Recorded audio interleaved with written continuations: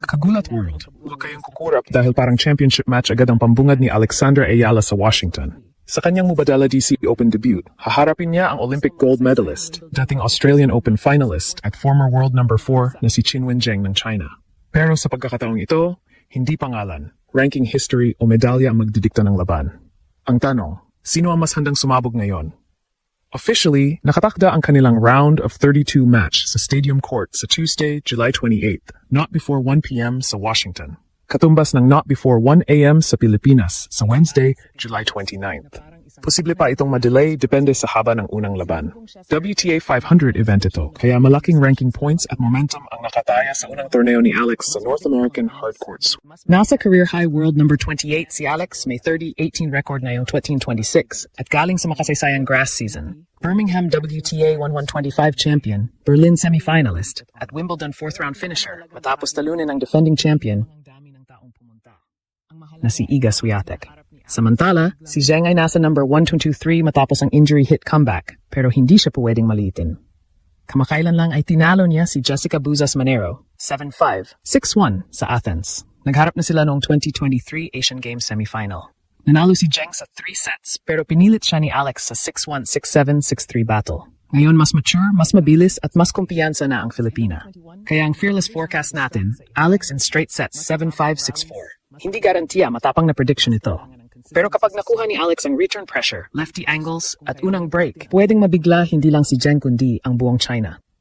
Mga kababayan, bago tayo magbigay ng fearless forecast, kailangang malinaw muna kung bakit hindi ito simpleng laban ng world number 28, laban sa world number 123.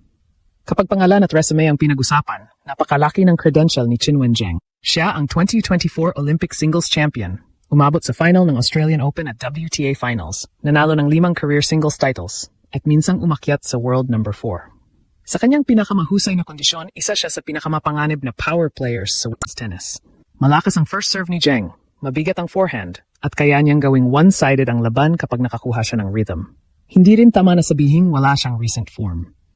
Sa Athens Open nitong July, tinalo niya si Jessica Buzas Manero sa straight sets, 7-5, 6-1. Nagpakawala siya ng 7 aces, nakapagligtas ng 6-7 break points, at nakapag-convert ng 4-7 break opportunities.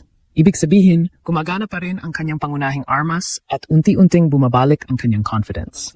Pero narito ang mahalagang konteksto. Hindi pa rin ito ang fully established week-to-week dominant version ni Zheng. Sumailalim siya sa right elbow surgery noong July 2025 matapos ang matagal na pananakit.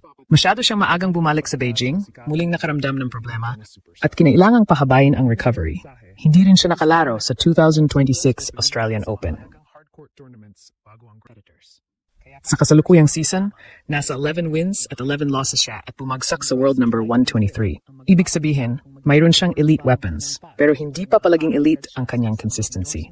Diyan naging interesante ang teaming ng laban. Si Alex naman ay dumarating sa Washington dala ang pinakamalakas na stretch ng kanyang professional career. Nasa career high world number 28 siya, may 30 wins ngayong season, at hindi na siya ang 18-year-old na nakaharap ni Zheng sa Hangzhou.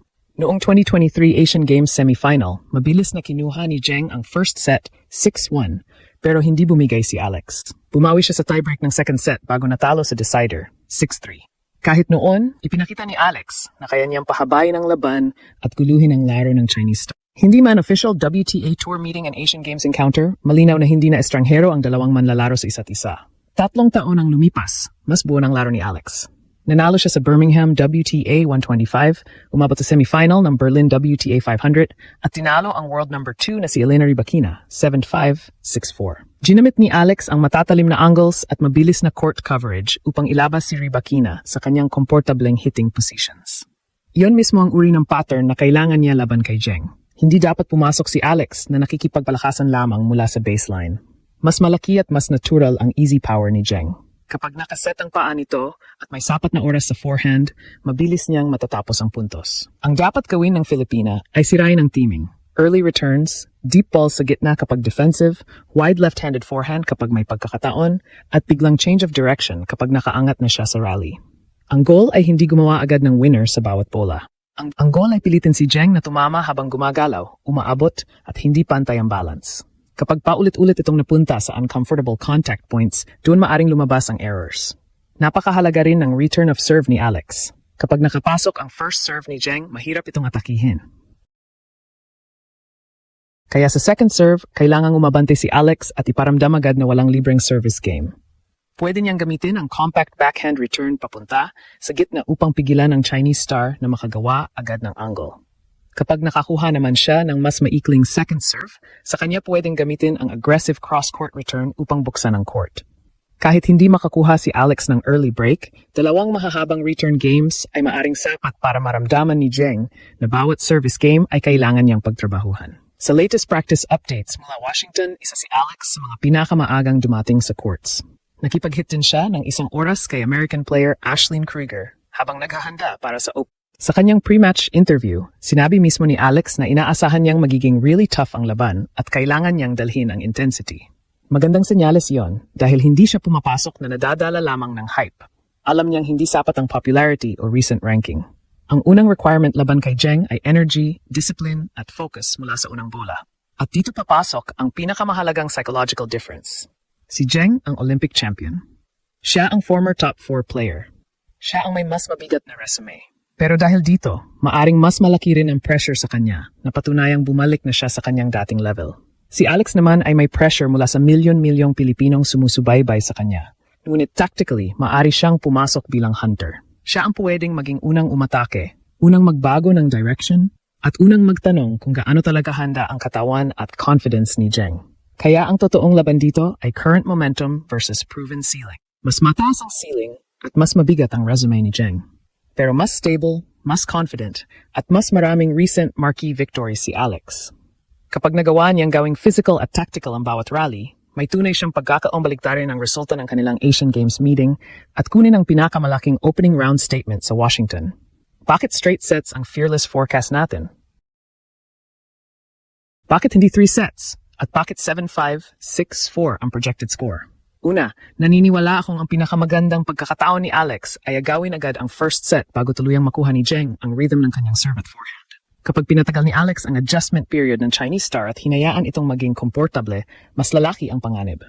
Kaya, mula sa opening game, kailangang agresibo na siya sa return, mabilis sa paa at handang tumanggap na mabibigat na bola nang hindi umaatras ng sobra. Inaasahan kong magiging dikit ang first set. Posibleng makakuha si Zheng ng easy holds dahil sa kanyang serve, habang si Alex ay kailangang magtrabaho ng mas mahaba sa sariling service games. Pero ang susi ay hindi lamang ang dami ng winners. Ang tunay na laban ay kung sino ang mas composed sa 4-all, 5-all at sa breakpoint situations. Dito ko nakikitang maaring lumamang si Alex dahil sariwa pa ang kanyang memorya ng paghawak sa pressure laban kina Elena Rybakina at Iga Swiatek. Pareho niyang tinalo ang dalawang Grand Slam champions sa straight sets ngayong grass season.